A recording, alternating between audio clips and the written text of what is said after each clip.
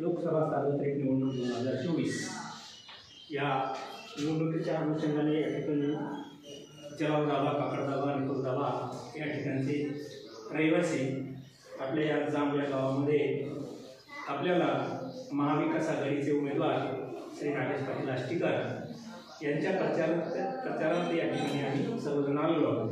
या ठिकाणी त्यांच्याविषयी सांगायचं झालं तर आपली लोकसभा ही निवडणूक अतिशय महत्त्वाची असते, कारण या निवडणुकीमध्ये देशाचे ध्येय आणि धोरण ठरवले जात असतात। यासाठी योग्य असा उमेदवार आपण निवडला पाहिजे। त्यासाठी आपण नागेश पाटलांचं जे निशाणी आहे मशाल, त्या मशालवर आपल्याला येत्या 26 तारखेला भरघोस असं मतदान आपल्या गावातून द्यायचं आहे आणि त्यांना आपल्या मतदारसंघाचा एक प्रतिनिधी म्हणून आपल्याला दिल्लीला पाठवायचं आहे। त्यासाठी आपण माझी एक वैयक्तिकरित्या आणि माझ्या सर्कलच्या वतीनं जळगाव दाबा, काकड दाबा, निकोल दाबा, तांबेनाडा सर्वांच्या वतीनं आपण या उमेदवाराच्या पाठीशी भक्कमपणे असं उभं राहावे अशी माझी सर्वांना विनंती आहे। त्याचबरोबर लोकसभेमध्ये जाणारा उमेदवार चांगला सुशिक्षित असावा, आपले मतं त्या ठिकाणी नोंदवले पाहिजे। शेतकऱ्याचे मतं असतील, सुशिक्षितांचे मतं असतील, हे जे आपले त्या ठिकाणी प्रश्न आहेत ते त्यांनी पूर्ण पिढीने मांडणारा असावा। त्या ठिकाणी या उमेदवाराला आपण त्या ठिकाणी आपल्याला पाठवायचे।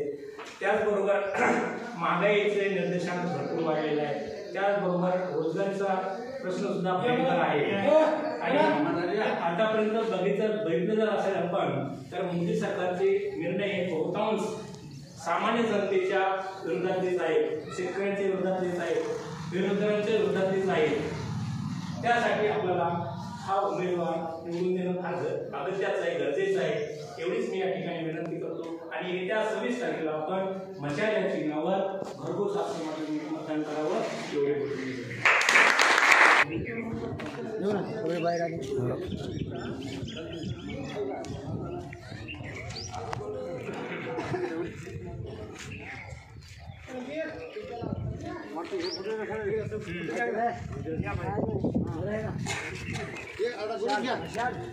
तिथं सावलीलाच